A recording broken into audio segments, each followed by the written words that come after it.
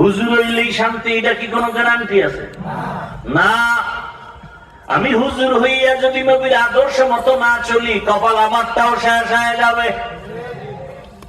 আর তুমি হুজুর না হইয়া জেনারেল লাইনে থাইকেও যদি নবীর আদর্শে নামাজ পড়ো আর কলেজে পড়ো, তোমারও দেখবা শান্তি আর সম্মান। ঢাকা কলেজে কত ছেলেরা ক্লাসে যায়, মাথায় পাগড়ি, বড় দাড়ি, বড় জামা, মনে হয় মসজিদের খতিব। একজনে জিগায়, ভাইজান কোন মসজিদের জুমা পড়ান? আমি আরবি পারি না।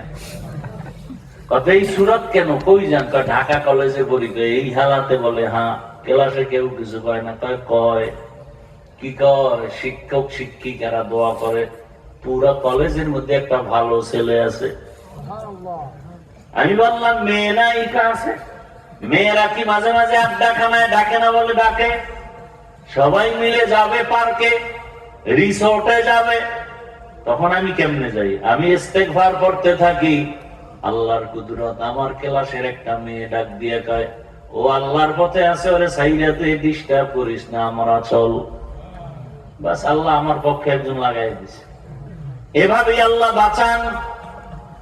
আপনি যদি নিয়ত করেন আমি হালাল খায়া মরবো, নাইলে না খায়া মরবো, হারাম খাবো না, একটু কষ্ট হলেও দেখবেন হালাল দরজা খুলে গেছে।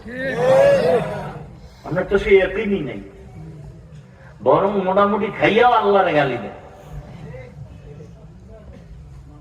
শুকর নাই। এরে আম্মা জানেরা, আপনাদের মতো কত মা কত বোন এই এলাকায় আছে, এখনো পর্দা করে, নামাজ পড়ে, মোবাইলে সময় নষ্ট করে না, স্বামীর মাল খেয়ানত করে না। আপনারা কেন পারবেন না? এই স্টেজের ভেতরে কয়েকটা ছাত্রের মাথায় পাগড়ি দিলাম, এরা কোরআনে হাফেজ। এদের মা বাবার জীবনটা কতই যে ধন্য। আপনি যদি একটা কোরআনওয়ালা ডাক্তারের মা হইয়া কবরে যেতেন, আপনি যদি আপনার সন্তানটাকে কোরআন পড়াইয়া ইঞ্জিনিয়ার বানাইয়া কবরে যেতেন, আপনার জীবনটা ধন্য। আপনার সন্তান ডাক্তারিও করত, রোগীও দেখত, কোরআন তেলাওয়াত করত, নামাজ পড়ে মা বাবার জন্য দোয়া করত। এমন একটা ডাক্তার বানায় যান, সুনামও হবে, দোয়াও হবে। এখনো সময় আছে, তওবা করেন। মনটাকে আমার আল্লাহর দিকে ঘুরাইয়া মনে মনে বলেন, হে আল্লাহ, জীবনে মনের আশা পূরণ করতে গিয়ে কত গুনাহ করেছি। ও আল্লাহ, আর গুনাহ করবো না, নামাজ ছাড়বো না, বেপরদায় চলবো না, মা বাবার দোয়া নিয়ে চলবো, স্বামীর মাল হেফাজত করবো, মোবাইলে সময় নষ্ট করবো না। ও আমার কলিজার যুবক বাবা, জীবনে তো কম দাড়ি কাটলা না, কম বেপরদায় চললা না, পার্কে কম দৌড়াইলা না, সারা রাত মোবাইল তো কম চালাইলা না, এখনো কি আশা মিটে নাই?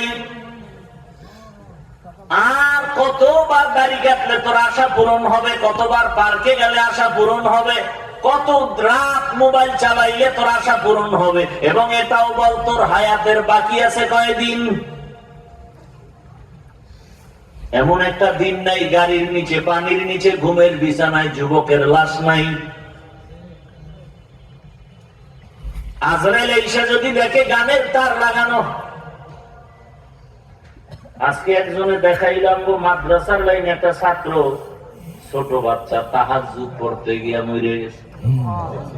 দেখেন না? দেখছি গতকালকের মনে হয় ঘটনা, পরশুদিন তাহাজ্জুদে দাঁড়াইছে ছাত্ররা, 2 রাকাত পড়ছে মনে হয়, এরপরই ওই নামাজ অবস্থায় ঢলে পড়ে গেছে, ছোট বাচ্চা। আর আপনার ছেলে আস্তা একটা পুরুষ, নামাজ পড়ে না, সালাম দিতে পারে না, আর নুরানি পড়ে, ছোট বাচ্চা, হেফজখানায় পড়ে। মাঝে মাঝে দেখি ভোর রাত্রে আমি সাহারি খাই, ওরা টোস্ট খায়, টোস্ট মাদ্রাসায়। আমি একদিন দেখি টুপি নেই, চুরি টুরি করতে উঠল না। পরে যে এই দয়ার খুলে কি জানি খায়, হঠাৎ আমার মাথায় আসো, আজকে তো রোজার সোমবার, আমি সাহারি খেয়েছি, আমার খেয়াল নেই। পরে আমি দুপুর বেলা মাদ্রাসায় এসে খবর নিলাম হেফজখানায় ভোর রাত্রে উঠছে কারা, শুনলাম প্রায় 30 জন ওরা রোজা রাখছে টোস্ট খাইয়া। আর এই ভোর রাত্রে আরে ভাত দেবে কে?